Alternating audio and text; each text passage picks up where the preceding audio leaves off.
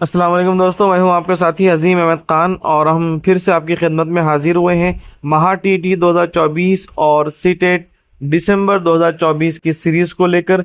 इसमें common minimum जो content है जो दोनों के लिए मुश्तरका है, उन चीज़ों को लेकर हम आपकी खिदमत में फिर से हाजिर हो रहे हैं। साथ ही साथ जो लोग चैनल पर नए हैं, इस चैनल को ज़रूर सब्सक्राइब करें ताकि आने वाली वीडियोस आप सभी को वक्त पर मिल जाए। और उन तमाम तलबा तालिबात तक इन वीडियोस को ज़रूर शेयर करें जो महा टीटी और सीटेट के एग्ज़ाम फॉर्म में अपीयर हो रहे हैं, शिरकत कर रहे हैं। जज़ाकल्लाह खैर, शुक्रिया। आइए, हमारी दोस्ती की बना थी। एक दिन दोपहर को मैं और बर्जिस कदर अनारकली में अपनी शानदार मोटर में एक मशहूर जूते वाले की दुकान से सलीम शाही जूता ख़रीद रहे थे। मिर्ज़ा ने अपना ठाठ दिखाने के लिए ज़रूरी समझा कि वह मोटर में बैठे दुकान के मालिक को पुकारे और जूते अपनी मोटर ही में मुलाहिज़ा करें। शहर में अभी भी मिर्ज़ा की साख कायम थी और दुकानदार आम तौर पर इनकी अदाओं के आदी थे। चुनांचे जूते वाले ने अपने दुकानदार से 2 कारिंदे मिर्ज़ा की खिदमत पर मामूर कर दिए। ठीक है, ये पैराग्राफ है। पैराग्राफ सुनकर भी आप जवाब दे सकते हैं। आपने पेपर है आपके पास तो आप सामने देख सकते हैं। 121 जिसका सेकंड लैंग्वेज है उनका ये 121 से शुरू होता है। जिनका फर्स्ट लैंग्वेज है उर्दू मादरी ज़ुबान, वो 91 से शुरू होगा। ठीक है, चलिए सवाल नंबर 1 है, मिर्ज़ा ख़ानदान के वक़ार को क़ायम रखने के लिए क्या समझते थे? दुरुस्त मिजाजियत। ऑप्शन थर्ड बिल्कुल सही जवाब। ठीक है, दरस मिजाजी और तहक्कुम। नेक्स्ट है 122, वो अंदर से कैसा इंसान था? ऑप्शन 4। ऑप्शन 3। ऊपर से सख्त था और अंदर से नर्म। नेक्स्ट है मिर्ज़ा अनारकली क्या खरीदने गए? ऑप्शन 6 सलीम शाही जूता। सलीम शाही जूता सही जवाब है। देखिए, इक़्तिबासात में या नज़्म में 100% आपको मार्क्स मिलने चाहिए, इसमें मार्क्स नहीं कटना चाहिए एक भी। इस बात का आप बिल्कुल ख्याल रखें। नेक्स्ट है 124, मिर्ज़ा ने अपने ठाट बाट दिखाने के लिए क्या ज़रूरी समझा? ऑप्शन जूते अपने मोटर ही में देखें, बिल्कुल सही जवाब। नेक्स्ट है 125वां, जूते वाले ने मिर्ज़ा की खिदमत में किसको मामूर कर दिया? अपने 2 बेटों को, अपने 2 भाइयों को, अपने 2 कारिंदों को या अपने दोस्तों को? अपने 2 कारिंदों को। अपने 2 कारिंदों को। ऑप्शन 3 जी सही जवाब। ऑप्शन 3। इस तरह इक़्तिबास पर मबनी 4 से 5 सवालात आते हैं और उसके साथ बहुत ही आसान सवालात आते हैं। मुतज़ाद अल्फाज, हमबानी अल्फाज या मुज़क्कर मुअन्नस या फिर वाहिद जमा, इस तरह के सवालात इसके अंदर आते हैं सीटेट में। यहाँ पर आसान सवाल दिया हुआ है, एहसास की जमा बताइए। ऑप्शन 4 एहसासात। ऑप्शन 4 एहसासात सही जवाब। ठीक है, इस तरह ये यहाँ पर 126 दूसरा है। अभी मैंने आपको बताया मुतज़ाद, हमबानी, वाहिद जमा या इस तरह के अल्फाज आपको पूछे जाते हैं। मुतरादिफ अल्फाज भी पूछे जाते हैं। दोस्ती का मुतज़ाद क्या है? दुश्मनी सर। जी, दुश्मनी। ठीक है, सही जवाब है। नेक्स्ट है मिर्ज़ा किस बात में कोताही नहीं करता था? ज़ाहिरी रखरखाव में, झूठी शान दिखाने में, दूसरों को नीचा दिखाने में या ख़ानदानी आन बान दिखाने में? ज़ाहिरी रखरखाव में। ऑप्शन में। ज़ाहिरी रखरखाव में सही जवाब है। ठीक है, 128 ये यहाँ पर हो गए। इसी के साथ साथ आपको दूसरा पैराग्राफ भी दिया गया था आज के पेपर में, इसको भी ऐसे ही पढ़ना है। देख लीजिए, मान इन्हें ऐसा मालूम हुआ कि रास्ता देखा हुआ है। हाँ, इधर ही से तो गया, इनको अपने गांव ले गया था। वही खेत, वही बाग हैं, वही गांव हैं। अब इनकी रफ्तार तेज़ होने लगी। सारी थकान, सारी कमज़ोरी, सारी मायूसी रफ़ा हो गई। अरे ये तो अपना खेत आ गया, ये तो अपना कुआं है जहाँ हर रोज़ पानी पिया करते थे। मोती कहने लगा, हमारा घर नज़दीक आ गया। हीरा, भगवान की मेहरबानी है। मोती, मैं तो अब घर भागता हूँ। हीरा, ये जाने भी देगा इतना तो सोच। मोती, इसे मैं मार गिराता हूँ, जब तक संभले तब तक हम घर पहुँच जाएंगे। हीरा, नहीं, दौड़कर थान कर चलो, वहाँ से आगे न चलेंगे। दोनों मस्त होकर बछड़ों की तरह कलेली करते हुए घर की तरफ दौड़े और अपने थान पर जाकर खड़े हो गए। वो आदमी भी पीछे पीछे दौड़ा आ रहा था। झूरी दरवाजे पर बैठा था। बैलों को देखते ही दौड़ा और इन्हें प्यार करने लगा। बैलों की आंखों से आंसू बहने लगे। ठीक है, इक़्तिबास देखते ही आप समझ चुके होंगे कि ये बैलों का इक़्तिबास है और उनके आपस की गुफ्तगू है, जहाँ पर वो अपने मालिक के पास पहुँच गए। इसी बुनियाद पर सवाल नंबर 129, मोती ने जब आदमी को मार गिराने की बात की तो हीरा ने क्या कहा?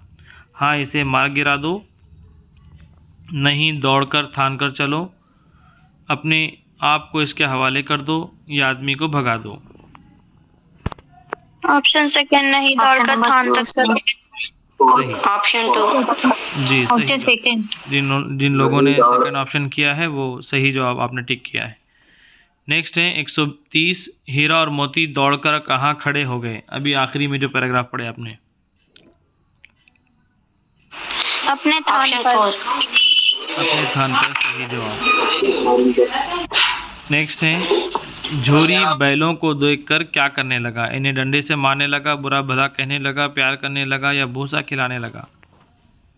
इन्हें प्यार करने लगा। ऑप्शन 3। सही। उन्हें प्यार करने लगा। 132 है, बाघ की जमा क्या है? बाघ। बाघ। ऑप्शन 1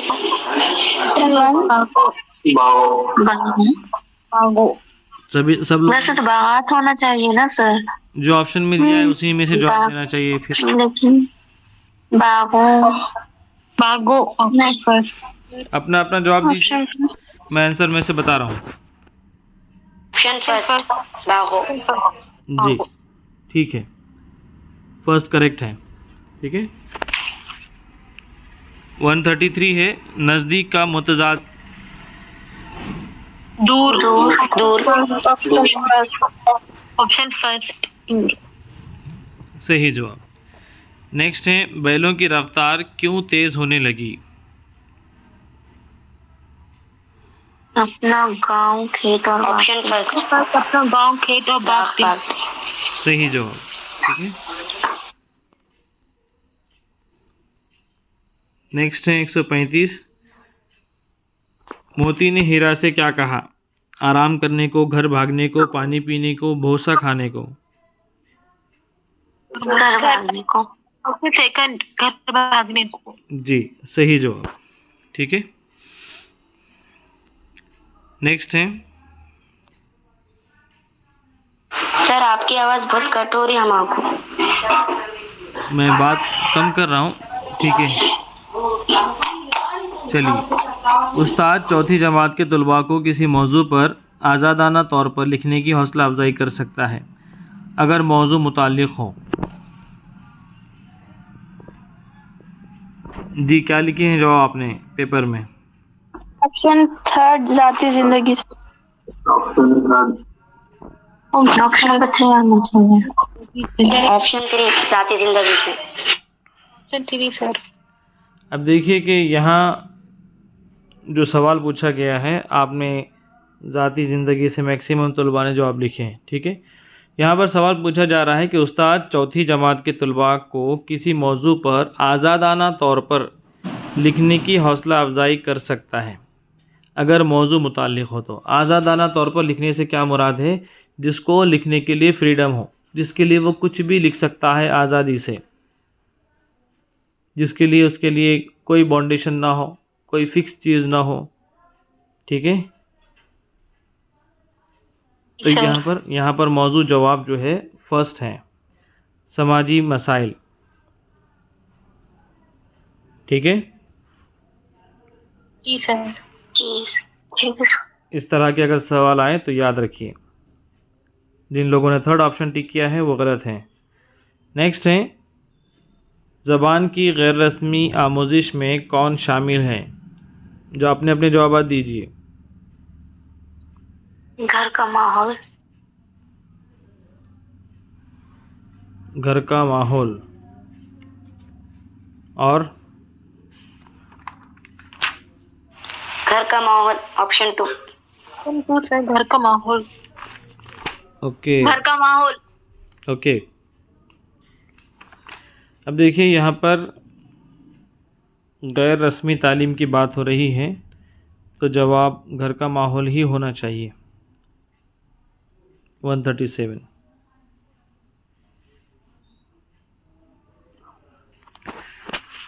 नेक्स्ट है 138। तुलबा से पढ़ी हुई कहानी को दोबारा बयान करने के लिए कहने से उस्ताद को क्या जांचने में मदद मिलेगी? ये हमने प्रैक्टिस पेपर में भी किए हैं। तलफ़्फ़ुज़, इमला, तलफ़्फ़ुज़। ऑप्शन थर्ड सर, तलफ़्फ़ुज़ होगा। Option third तलफ़्फ़ुज़। जी, सही जवाब है तलफ़्फ़ुज़। तुलबा से पढ़ी हुई कहानी को दोबारा बयान करने के लिए जब उस्ताद कहता है तो इसका मतलब ये है कि वो तुलबा की तलफ़्फ़ुज़ को, प्रोनाउंसिएशन को जांच रहा है, ज़बानदानी की महारत को जांच रहा है। थर्ड ऑप्शन इज़ करेक्ट है। नेक्स्ट है 139। लिखने में परेशानी को क्या कहते हैं? डिस्ग्राफिया। Second sir, dysgraphia. सही जवाब। सेकंड है। जी, सही जवाब। नेक्स्ट है पढ़ने का मतलब सिर्फ लिखे हुए मतन की अदायगी नहीं, बल्कि ये भी अहम है कि उर्दू में हमने बहुत अच्छी तरीके से देखा हुआ है इसको। पढ़ने का मतलब क्या है, जो हमने आपको कुरान की मिसाल दिए थे? मतन के मायने समझे? सर स्क्रीन क्लियर नजर नहीं आ रही। Second sir. बाकी लोग को नज़र आ रही है? यस सर, आ रही। आ रही। जी आ रही सर। जी, देखिए पढ़ने के ऑप्शन टू। जी, पढ़ने के अक़साम में भी हमने आपको बताए थे। पढ़ने का मतलब सिर्फ पढ़ना नहीं होता। पढ़ना उसे कहते हैं जब हम किसी चीज़ को खूब समझकर पढ़ रहे हैं, ठीक है। उसके मायने को अगर समझकर पढ़ रहे हैं तो वो पढ़ना कहलाता है, ठीक है। अगर आप पढ़कर मायने को समझकर नहीं पढ़ रहे हैं तो वो सरसरी मुताला कहलाता है। उसके मुतालिक की हमने किस्में देखे थे। सेकंड ऑप्शन यहाँ पे करेक्ट है, मतन के माने समझना, ठीक है। नेक्स्ट है इस बात की सिफारिश की गई है कि इब्तदाई दर्जात में बच्चों की तालीम मादरी ज़बान में होनी चाहिए। क्यों? इलाक़ाई ज़बान को फ़रोग़ देने के लिए, फ़ितरी माहौल बेदार करने के लिए, बच्चे कोई ज़बान नहीं समझ सकते, या बच्चों में तख्लीक़ियत को फ़रोग़ देने के लिए? बताइए, मादरी ज़बान की वकालत क्यों की गई? तख्लीक़ियत को फ़रोग़ देने के लिए। ऑप्शन 4, ऑप्शन नंबर 4 से। ऐसा ना हो कि किसी एक ने कोई जवाब दे दिया तो सभी लोग वही दे रहे हैं। अपना अपना जवाब बताएं।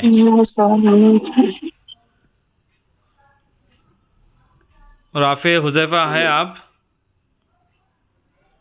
हाँ सर। जी, जवाब दीजिए। सेकंड। जी, और Sobia, Nimra madam? Sir screen नजर नहीं आ रही। देखिए, अगर किसी एक दो को अगर नज़र नहीं आ रही है तो शायद उनकी नेटवर्क में प्रॉब्लम की वजह से होता है। बाकी लोग को नज़र आ रही है? आ रही है जी सर। तो आपने जवाब क्या लिखे हैं? ऑप्शन 4 है हमारा। तो 4 ही हमारे सर। सही जवाब फितरी माहौल बेदार करने के लिए, ठीक है। मादरी ज़ुबान की हमने देखे है कि एनसीएफ भी यही कहता है कि 3 लैंग्वेज फार्मूला यूज़ किया जाए। आरटीई भी कहता है कि मादरी ज़ुबान में तालीम को आम किया जाए। जितने भी एजुकेशन पॉलिसीज़ हैं सब यही कहते हैं। क्यों कहते हैं भाई? क्योंकि बच्चे मादरी ज़बान में फितरी तौर पर मानूस होते हैं, और किसी भी चीज़ को अगर समझना है तो वो नेचुरली अपने मादरी ज़बान में ही समझ सकते हैं। इसलिए मादरी ज़ुबान में तालीम देने की इब्तदाई जमातों में सिफारिश की गई ताकि वो फितरी माहौल में तालीम को हासिल कर सकें, ठीक है। तख्लीक़ियत की बात, क्रिएटिविटी की बात बाद में होती है, इब्तदाई जमातों के बाद, ठीक है। इसलिए सेकंड ऑप्शन यहाँ पर सही है। नेक्स्ट है पहली जमात की ज़बान की निसाबी किताब नज़मों और कहानियों से शुरू होती है। और इसके बाद हुरूफ तहजी आता है। इस निसाबी किताब में किस अंदाज़ नज़र को अपनाया गया है? ऑप्शन 1 है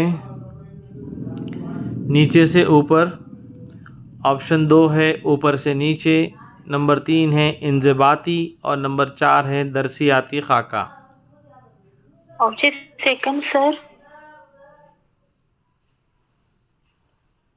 देखिए बाकी लोग बताइए जवाब फास्ट ज़रा, जितने लोग अटेंड कर रहे हैं जवाब नहीं दे रहे हैं।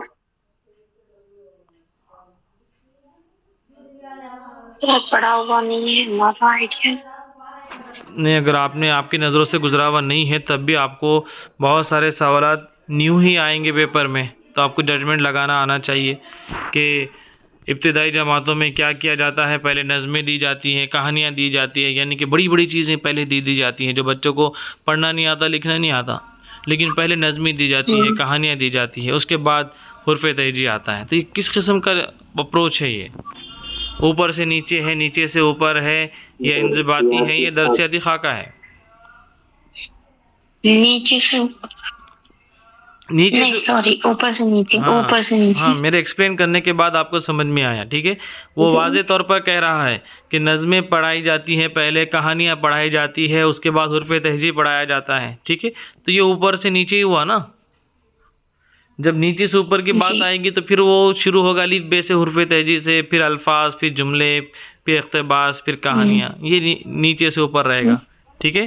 तो यहाँ पर सेकंड ऑप्शन करेक्ट है, ऊपर से नीचे। नेक्स्ट है दर्ज झैल में कौन सा बयान दुरुस्त है? मैं पढ़कर सुना रहा हूँ, अगर किसी को देखने में दिक्कत हो जाए। दर्ज झैल में कौन सा बयान दुरुस्त है? पहली जमात के बच्चे अंग्रेज़ी बिल्कुल नहीं जानते। नंबर 2, बच्चे तजुर्बात का एक ख़जाना लेकर स्कूल आते हैं। नंबर 3, बच्चे जब स्कूल आते हैं तो वे खाली स्लेट की तरह होते हैं। नंबर 4, बच्चों को बहुत अल्फाज रटाने के बाद ज़बान की तालीम दी जानी चाहिए। कौन सा बयान दुरुस्त है? Option number 3 sir. Sir second second शायद सेकंड ऑप्शन। जी, जिन लोगों ने थर्ड ऑप्शन टिक किया है या सेकंड ऑप्शन किया है, ठीक है, पहला और चौथा तो एब्सोल्युटली रॉन्ग है। तो जिन लोगों ने 143 क्वेश्चन नंबर को आज अटेंड किया है वो सेकंड ऑप्शन करेक्ट है। बच्चे तजुर्बात का एक ख़जाना लेकर स्कूल आते हैं। ओके, नेक्स्ट है 144। एक बच्चा अपनी पहली ज़बान कुदरती तौर पर डैश है, सीखता है, नकल करता है, हासिल करता है, तक़वियत पहुंचाता है। सीखता है। बच्चा सीखता है बोल रहे हैं आप?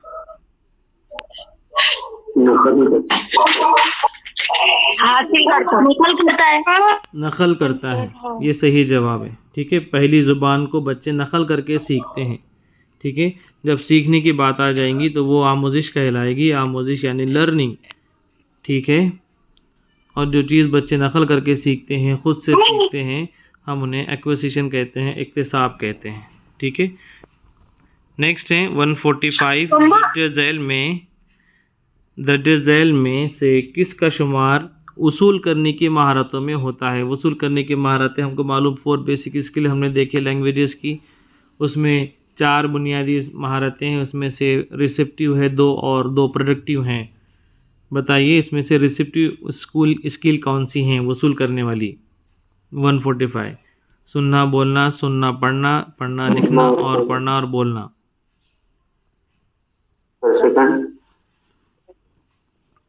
जी, बाकी लोग सेकंड सर। जो जवाब लिखिए वही बताओ। हाँ,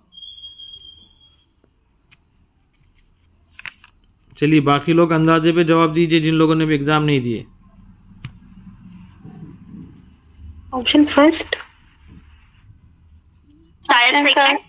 जी, जो शायद वाले हैं वो शायद नहीं चलता कहीं पर भी, ठीक है। कंफर्म जवाब होना चाहिए। और ये कोई बहुत सीटेट की बुनियादी महारतें जो आप पढ़ते हैं सीटेट में, हिंदी हो या आपका इंग्लिश हो या उर्दू हो या CDP आप पढ़ रहे हैं, इन चारों में भी ये बहुत बुनियादी चीज़ है।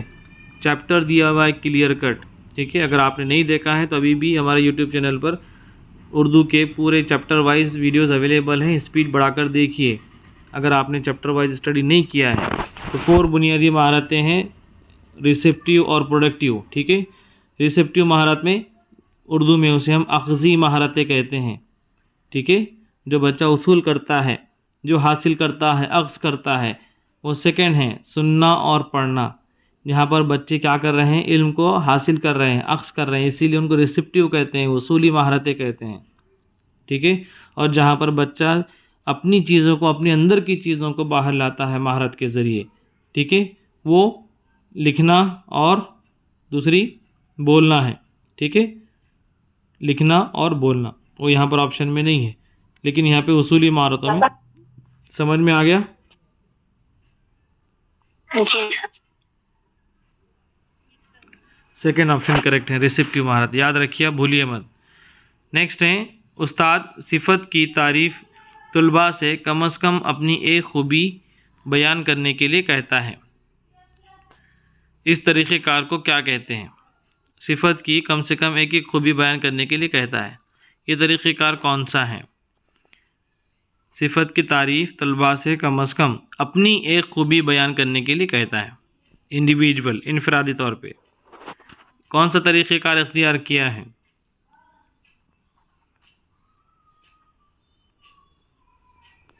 जी बताइए।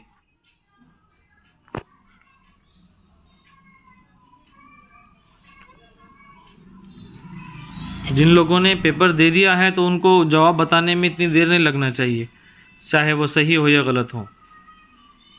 Option third sir. जी, और राफे है क्या?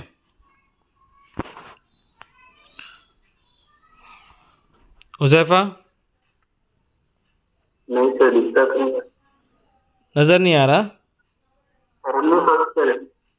थर्ड करे? तरीके का। अच्छा फर्स्ट। अच्छा। देखिए यहाँ पर सवाल को समझिए थोड़ा सा, कि उस्ताद सिफत की तारीफ़ तुलबा से कम अपनी यानी ख़ुद की, तुलबा अपनी ख़ुद की तारीफ़ एक खूबी बयान करेंगे। इस तरीक़ेकार को क्या कहा जाता है? अगर आप ये चौथे का हो सकता है कि इस तज़राक़ी, ये तरीक़ा आपने अभी तक सुने भी नहीं है, किताब मूवी में इस तरीक़े को बताया नहीं है, चौथे को छोड़ दीजिए।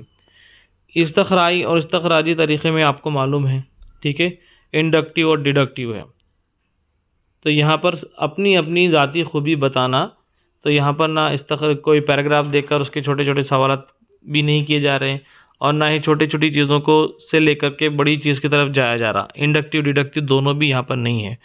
सो यहाँ पर थर्ड ऑप्शन करेक्ट है, कुल तबई रद्द अमल, ठीक है, टोटल फिज़िकल रिस्पॉन्स तरीक़ेकार, ये ऑप्शन सही है।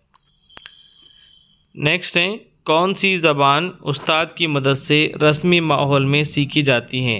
बताइए, आंसर आसान है बहुत।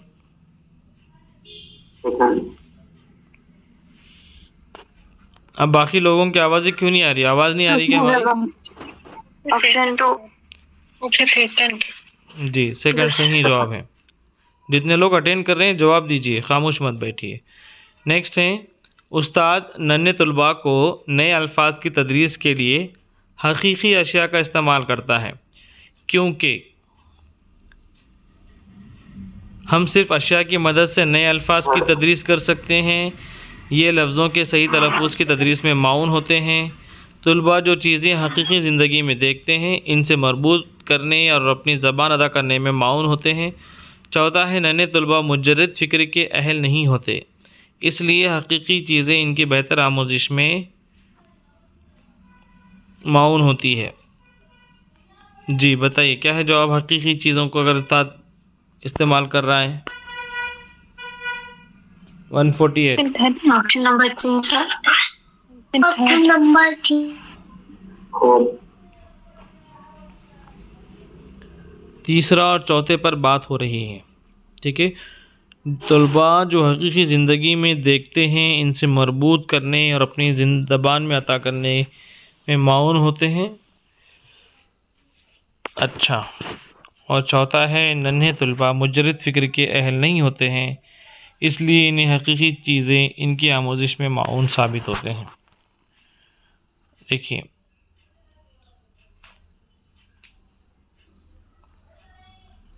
यहाँ पर हमारे आंसर की के मुताबिक यानी कि ऑफिशियल आंसर की के मुताबिक फ़र्स्ट ऑप्शन करेक्ट हैं।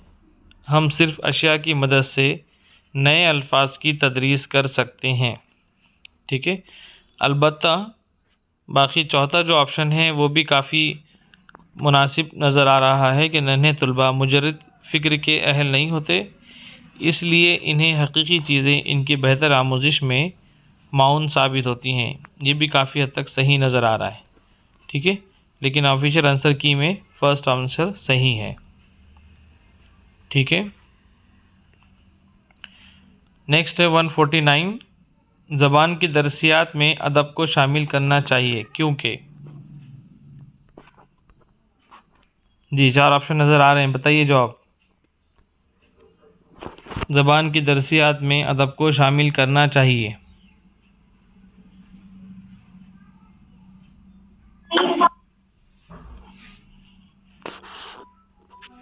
फर्स्ट ऑप्शन फर्स्ट सर,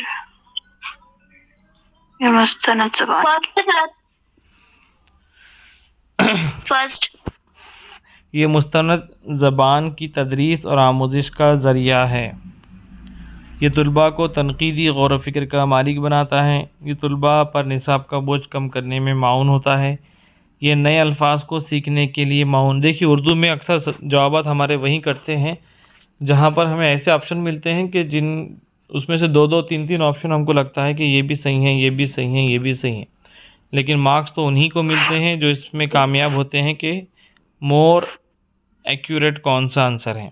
ठीक है, तो यहाँ पर आंसर की के अकॉर्डिंगली सेकंड ऑप्शन यहाँ पे सही है। ये तलबा को तनकीदी गौर व फ़िक्र का मालिक बनाता है। ठीक है, लेकिन फ़र्स्ट ऑप्शन हो सकता है कि आंसर की में ऊपर नीचे कुछ हो, लेकिन फ़र्स्ट ऑप्शन भी हमारी तरफ से काबिल क़बूल है कि ये मुस्तनद ज़बान की तदरीस और आमोजिश का ज़रिया साबित हो सकता है अगर ज़बान की दरसियात में अगर अदब को शामिल किया जाए। ठीक है, नेक्स्ट है ज़बान के क्लासरूम में कहानी सुनाने की बड़ी अहमियत है क्योंकि इससे।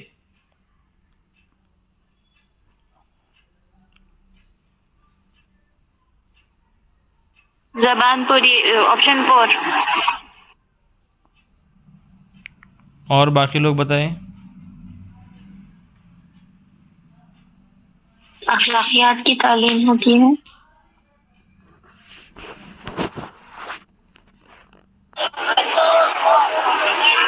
ऑप्शन 4 यहाँ पर हमारे हिसाब से सही जवाब है। ज़बान की पूरी एक इकाई के तौर पर मौजूद होती हैं। कहानियों में हम जानते हैं कि इब्तिदाई जमातों में ख़ास तौर पे कहानियों का बहुत अहम रोल है। इससे पहले वाले जो प्रैक्टिस क्वेश्चंस लिए हैं वहाँ पर भी हमने काफ़ी कहानियों के सवालात इस्तेमाल किए थे ताकि आपके जहन नशीन हो सकें। ठीक है, देखिए 30 क्वेश्चंस हमने एक्यूरेट 29 मिनट अभी 30 सेकंड हो चुके हैं। इतना डिस्कशन के साथ हमने 30 सवालात किए हैं बिल्कुल 30 मिनट से पहले। अगर आपकी स्पीड अगर अच्छी है और उर्दू में अगर आप सरसरी मुताले के साथ अगर जवाब करें तो 20 मिनट इसके लिए बहुत इनफ है, जो आपको आगे सेकंड लैंग्वेज में, सीडीपी में, ईवीएस में आपको काम आएगा। ठीक है, तो जिन लोगों ने आज का पेपर दिए हैं वो हमको बाद में नंबर बताइए, अपने मार्क्स बताइए।